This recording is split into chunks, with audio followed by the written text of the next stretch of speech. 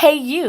Me? Yes, you. What up? Are you ready to take your brand to the next level? Hell yeah! GLM Designs can help you with just that. Word? From laptop skins, You lying?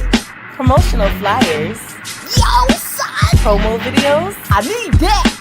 OBS Twitch overlays and backgrounds, Hey, yo, let me get that! professional one-sheets, and so much more. Oh my god. Please visit our I'm on it website, right now! GottaLoveMeWorld.com today to check out our designs. Got it! Follow us on social media at Gotta Love Me World. Follow it! GLM Designs are here to take care of all your graphic needs.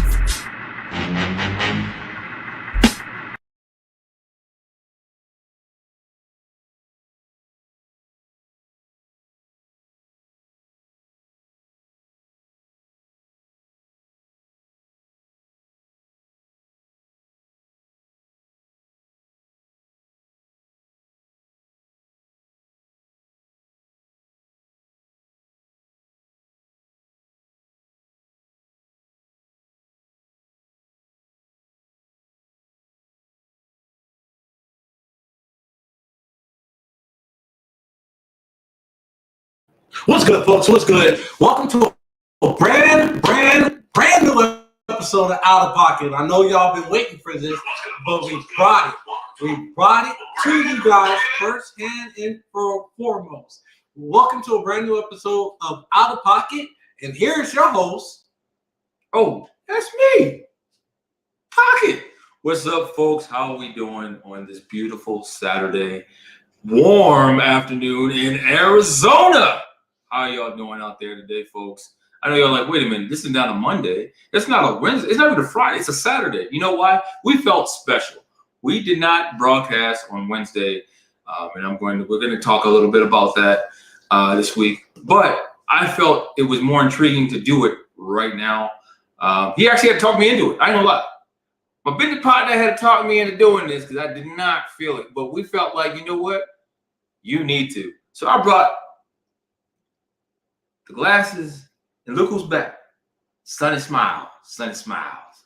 Came with us. You know, there was a couple of conspiracies out there that I wanted to block out real quick. You know what I'm saying? So, folks, how's it going with love from us? Yeah, so I had to bring Out of Pocket. Yeah, bring it out of pocket. I mean, We had to. At the end of the day, he needed to bring this out. We've been dealing with a lot, folks, on and off camera. There's been a lot that's been going on behind the scenes.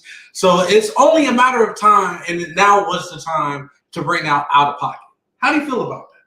Well, I mean, you were trying to get it out of me, so I mean, it's here, right? It's here. I mean, we got stuff coming up in the future on the show, but I think tonight, this afternoon, wherever you are, it's time. It is time. So for everybody that does not know, won't you tell them what is Out of Pocket? What is this platform about? What is it that you're going to talk about? What is it that our people can expect? So if you know me, you don't. I'm going to put it that way. What we're going to do, we're going to come to you. We're going to hit to your heart. We're going to hit to your heart, hit to your mind. We want to deep dive. As you know, with discussions with Jay, you know, we're talking to different on a celebrity front or just front people that are in the entertainment industry. We want to go that way. Well, mine's more or less, I'm not going to concentrate in entertainment. What I want to do is talk about things that people don't talk about on other shows. I.e., we've got problems within our communities. What kind of problems are we talking about? We're talking about the fact that, one, we talk about it all the time on discussion or in our what's good with what's good today. Yeah. We talk about how people don't support each other. Well, you know what? Let's go into the people that need the support. Let's talk to them. Why do you need my support? We're going to talk about, issues I'm going to come out and say it, religious issues, church issues, and not just talking about the Christian church, but we're going to talk about the Muslim church. You know, why aren't people going to church anymore? Why? We can't really talk about that. People don't talk about it. Why can't we talk about that with our friends without getting into a hissy fit? Why can't we really deep dive into politics? We're going to do a hissy fit. Well, they always say in the topic of conversation, especially around the water cooler, like at work and everything, there's two things that you stay away from: church and politics. Oh, come on now. That ain't even bullshit. That's shit. Where did that come from? Did y'all hear that? Warning, bullshit alert. What the? I gotta put my hat back on. You hear that? You're hearing shit. I could have sworn somebody said bullshit. Bullshit detector. You know why? Because jobs don't want you to do that because that's how people lose camaraderie in the workforce, how they say. Do I believe that? Not necessarily. But I know differences make conversation. Differences make people, right? Yeah, you're right. So what are we going to start with?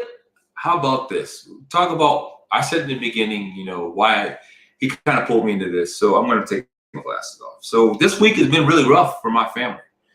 First, I want to do a shout out to Tyrone Tank Langford and my brother Ricky Shell, George Shell Sr. I was just in Baltimore this week.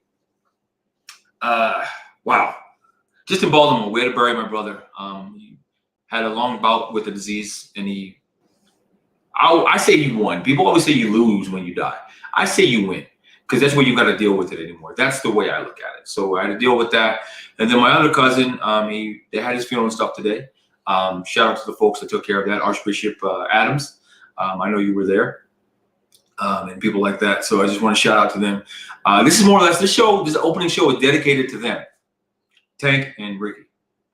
How are you doing? You know what? That's a good question. How am I doing?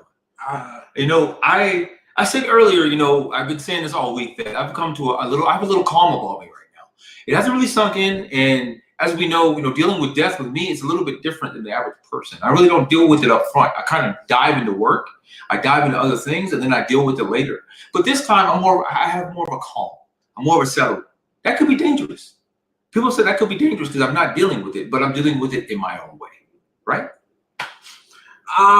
Yeah, you're dealing with it in your own way, but you're still not answering my question. I thought I did. You asked me how am I doing? I said I'm dealing with it in my own way. Oh, I guess that's not an answer for you. So honestly, I don't know how to feel, if that makes any sense. I don't. Okay. And you know what the problem is?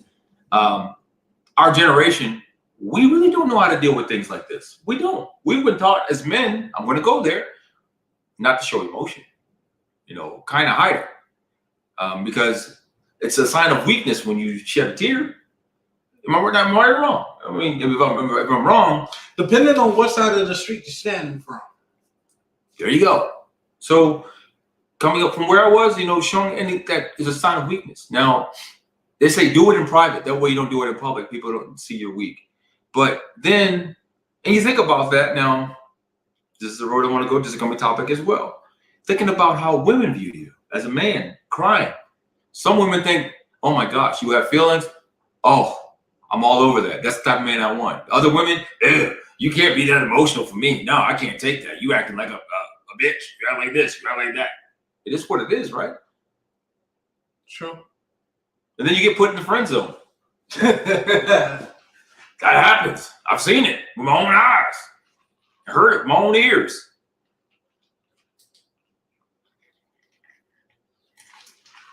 But I'll get through this. I got a good support system, and that's another thing.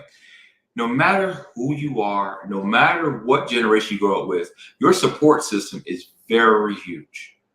When you're dealing with any kind of traumatic experience, traumatic being death, traumatic being something happening at gunpoint, or just traumatic, period, whatever you consider traumatic. Some people can watch a television show and consider it traumatic. I mean, it is what it is. Just the generations we're growing up in right now, the time, period of time. So how was everything? Like the arrangements, how did that go?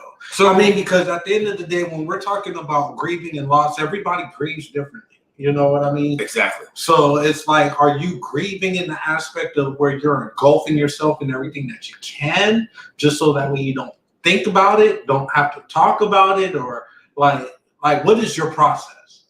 Glad you brought that up. So I'm going to go back to my mother who died in 2020. My grieving process was, I think I had, my wife can attest to this, I had one breakout in the hotel room, and it came out of nowhere. Out of nowhere, it just happened. And then I was okay for a while. But then I would catch myself, I would hear something. Then, my sister sent me the voicemail that my mother had, her voicemail message. I would shed a tear every now and then. I have not watched my wedding in 3 years. My mother was the officiator. Haven't watched it. What I'm going to do this year, I'm going to watch it. I took time off from work the end of the year last year, and I think it was middle of December. I think I took, and then till the beginning of January, and I had to reflect. I had to sit there and think about what do I want. What was my legacy? And what's funny is when I go back to think of how I was raised, and I'm going to talk about something here with legacy. Your legacy is never your first name. That's a mistake people make. Because you know how many Johns, how many Jasons, how many well, I can't say Pocket because it's only two of us. But you know, how many Georges, how many Michaels, how many of those are there? Nobody knows. Everybody knows everybody knows somebody by that name. But what you want to look at is your last name is your legacy. How about this? Polo.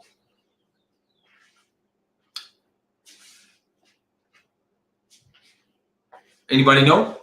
Marco Polo, Ralph Lauren Polo, Ralph Lauren. Only because we know because of Ralph, but we don't remember Ralph. You can say Polo and everybody knows it. How about we go to another one? Gucci, Versace, Prada. These are not first names. These are last names of people. So what is your legacy? It's not your first name. It's your last name. So what do I say to that? When I grew up, I never understood the power of your last name. I never paid attention to it. When I went back this week to go for the funeral for my brother, I realized the power of your last name is more than your first name. Crazy to think about that. Crazy to think about that. No matter what your last name is. You think about in the military, they don't go by your last name. Go to the police department. They don't put the first last name. They put the last name because that's what the legacy is. That's what you're leaving on to the next generation. If you have nothing else, it's your name, not your first name. It's your last name. I'm not saying your first name doesn't matter because it still does, but your last name is what goes on forever, unless something happens and it doesn't. So that's what we want to keep in mind. Now, coming back to something else that I want to talk about, as far as your name. People say my name got dragged through the mud. But I tell you what, just because somebody hears your first name, mind you, I can't say mine because mine's one of a kind. It's Pockett. So like I said, it's two of us, me and my son, PJ. That's it. It's two of us. 1, 2. Can't do anything with that, can you? I can't say my name can't be dragged through the mud because somebody can say Pockett did this. I'm like, wait, you talking about me and my son? Whereas they say, oh, Durant. Oh, I know so-and-so. Oh, so-and-so is a Durant. Do you know him? They don't go by the first name, they go by the last name. They'll say, oh, Durant. So, oh, Bishop Naomi Durant. Bishop Durant. Is that your, who is she to you? Oh, that was your mother. Sorry to hear that. But they don't say Bishop Naomi because it ain't got nothing to it. There's no ring to that. So that's what we want to talk about like that. So when you want to think about how you go forward in life, your name is your legacy, your last name, not your first. Now, to bring it all in, we've all gone down that street, reliving grief. How to go through it. There's different stages of grief. Deal with it in your own time. Nobody can tell you how to grieve. I cannot say that enough. I can say it till I turn blue or green. And you turn green, you ain't gonna see me, you're gonna see the background. Grieve in your own way. I cannot stress it. Grieve in your way. Not my way, not God's way, not his way, not anybody's way, but your own. You have to do that because that's how you're going to deal with things. If somebody tries to rush you about it, you know what you do? You take a step back. Say, hey, you know what? You don't understand what I'm going through. I understand, and I don't want to go off on you. I'm going to relieve myself of being around you because I don't want to react in a way that's going to reflect how you perceive me in my name. That's how it goes.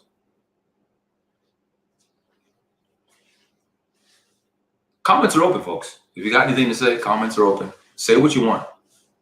Let us know how you feel. Matter of fact, I think we're going to take a break right now. Oh man, Pocket, those were some wise words that you said, man. A lot of wise words in there. What I want to know is, and we're focusing this on you right now because this is your show. I'm just here to commentate, mediate. Are you still, as far as when you say grieving on your own or at your own pace, are you still grieving over your mom at this point, and then everything else is just secondary, or how do you prioritize that? Like, what do you do? So it's funny you say that. I don't look at it as a priority. What I like to do is I compartmentalize. It may not be the best thing to do for everyone, but I feel like when I compartmentalize, I have more control of how I respond, how I react to different things. And what I mean by that is, what compartmentalizing thing are you doing? People, if you want to understand it, my hot thought process is, obviously, if you look at my work computer, if you think about anything I do, my mother is at the light of it. Definitely at the light of it. And everything I did, I kind of, wanted to make sure. I wonder if mom would be proud. I wonder if dad would be proud. Because I put that to the forefront over how I feel. I put my family to tell you, I will sit there if like they say, I'll use a money parable. If I got $100, 98 of that is going to them, and the last $2 is going to me. That's just the way I think. I think about everybody else, and then I take care of me because I want to make sure everybody's taken care of. That's just the way I do. So how do I compare? How do I put mother ahead? Probably. Now that if you want to ask me to go back and reflect, I probably do. Yeah, I do. Do everybody do that? Don't know. That's just the way I do things. I compartmentalize. I have to break it down in stages.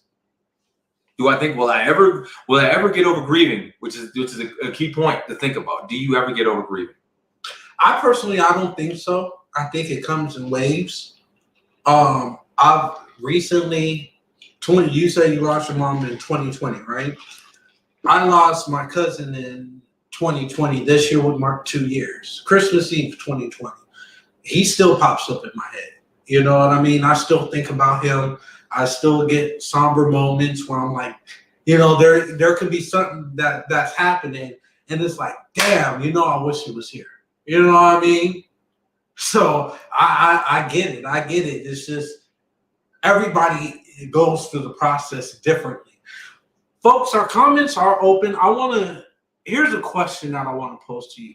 How do you guys grieve? Do you guys put it off to the side? Do you guys deal with it right then and there? Or do you just deal with it when it comes? Like, what's going on? Talk to me. We talk back.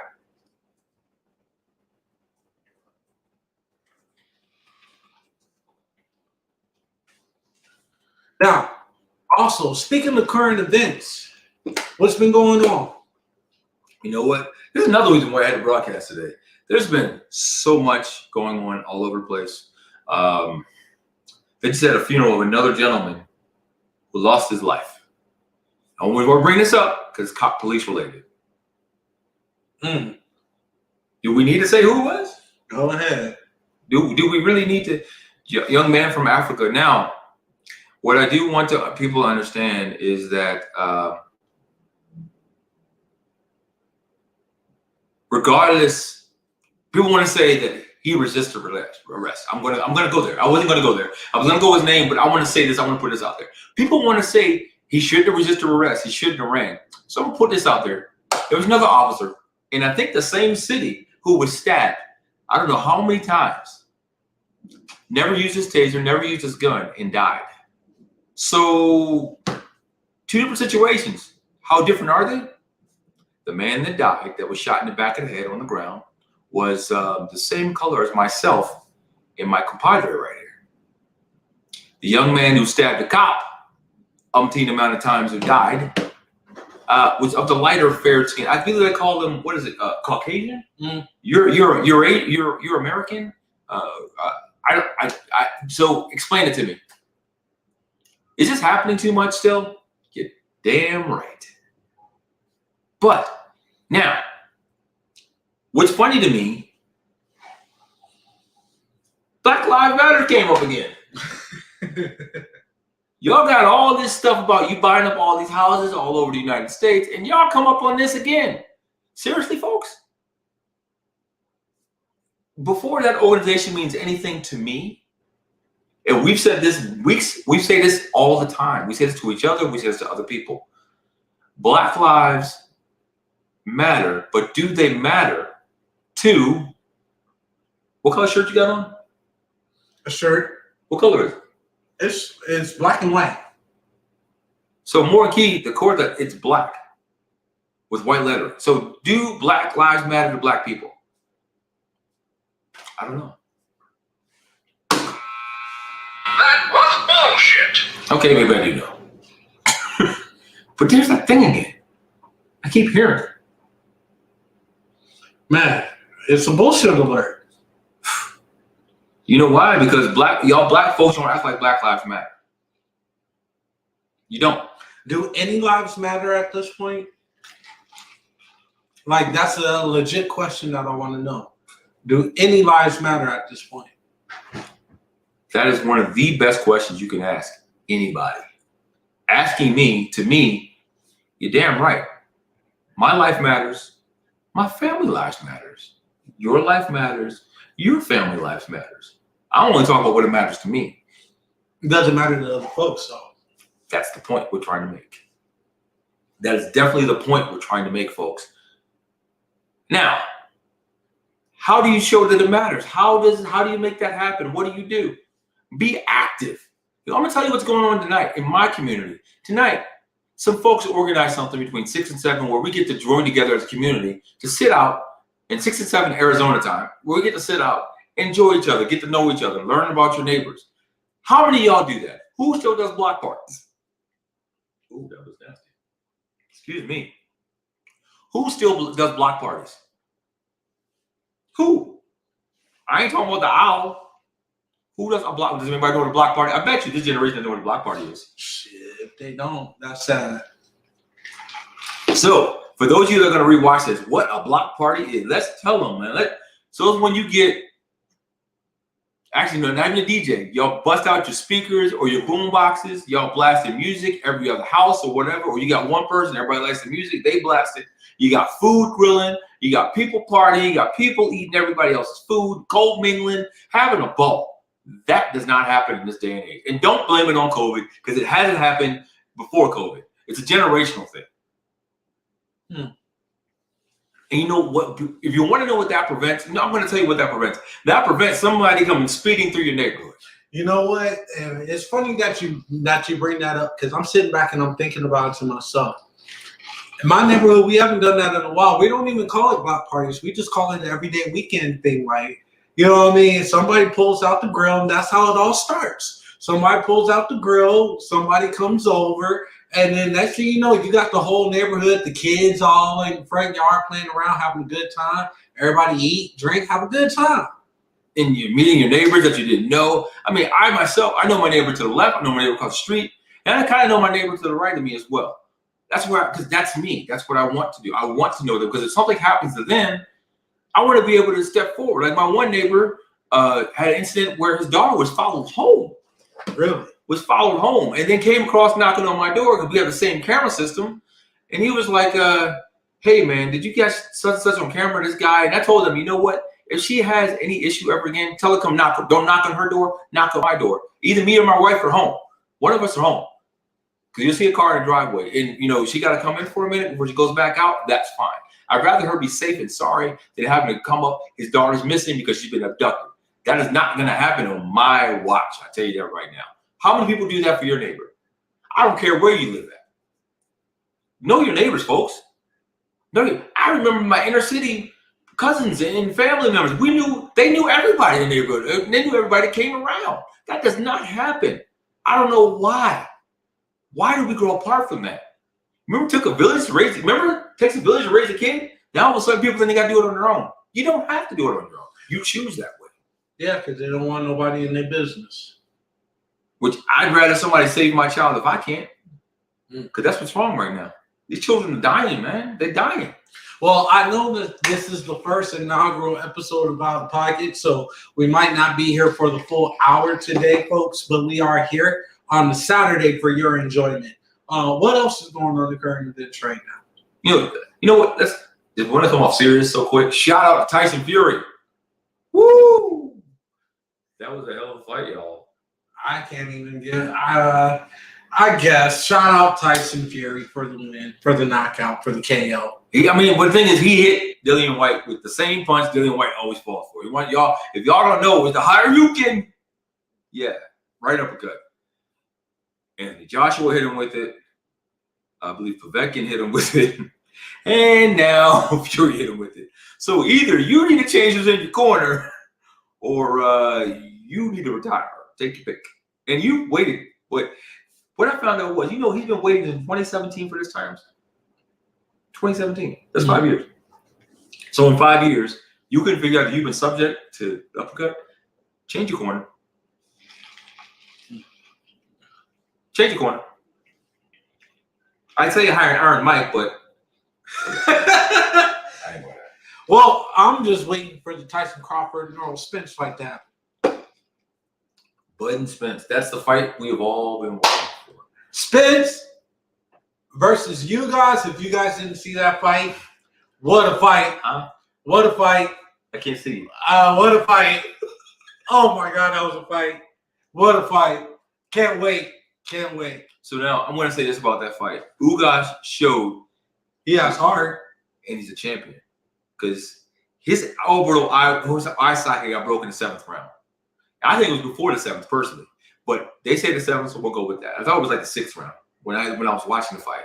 But I'm not going to go into there. I'm not going to go to specifics. But it was busted, and he went 3 to 4 rounds with that broken eye socket. I'm putting this in perspective for you. Kell Brook had the same injury against Earl Spence, and he quit right away. I mean, he was like, man, forget this. He's like, that's some. Bullshit detected. Take precautions. I got to go down. I got to go down right now. So that's what happened on that note.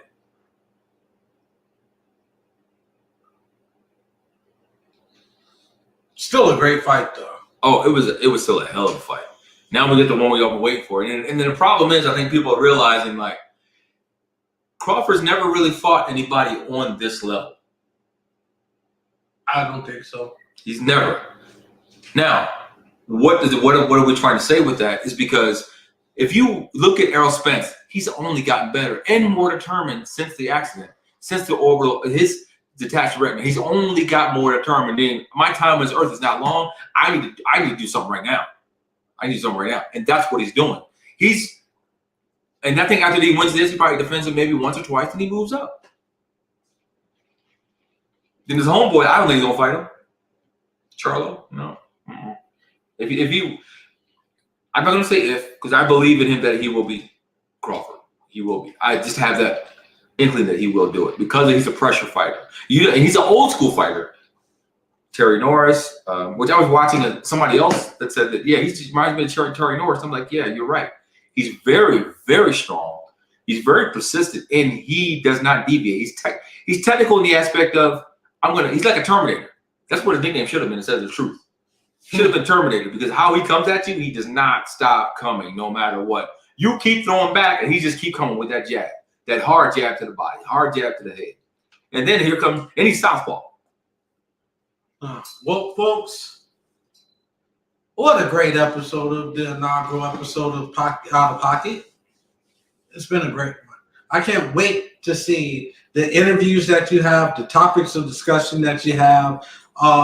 Yeah, I know we covered like current events and sports. Now, something that we typically do on our What's Good Today with PD&J. But with the inaugural episode of Out of Pocket, we just wanted to tie everybody in everything so that way you know what's coming next. So keep an eye out on Out of Pocket. This is going to be a great tell-all. I can't wait to see who you're going to have on this show, bro. You know what we're going to do from a good thing to go? We're actually going to do something a little different too. I may go live instead of just recording. So let me know what y'all think. Just going live, we communicate with each other, we have fun. And we work through this depression thing together. Not depression, grief. Well, either way, depression, because depression and grief kind of go hand in hand. They do. Yeah, they kind of go hand in hand. So we'll work on that together. You know, hopefully we get some experts to talk about that with us, because I think that's key. And I'm talking about it from an aspect that I know of being a black man in America. Think about that for a second. Just think about it. Well, folks, it's been a great Saturday episode, a spontaneous episode of Out of Pocket with your host, Pockett. I'm your boy, Jay. Make sure you check in each and every week. We'll be live this Wednesday for What's Good Today with PD&J. So make sure you stay tuned and check in on that one. Pockett, when are you going to be doing Out of Pocket? Every Monday? So we're going to look at Mondays. Monday's going to be our day because I feel like we got to start the week off with some hot-ish, as they say. We got to start with the hot-ish, and then we'll go from there. But it's going to be wonderful, folks. Thanks for tuning in. I really do appreciate you as much as you appreciate me and appreciate him as he appreciates me and you. Figure it out. Salute to everybody that's out there. Make sure you tune in on Mondays and Wednesdays. We will be at you this coming up Monday. Thanks again for a great episode of Out of Pocket, the inaugural episode of Out of Pocket. Make sure you catch us every Wednesdays for What's Good Today with PD&J. Make sure you can catch me every Friday with Discussions with Jay. Have fun. Take care. See you on Wednesday, folks.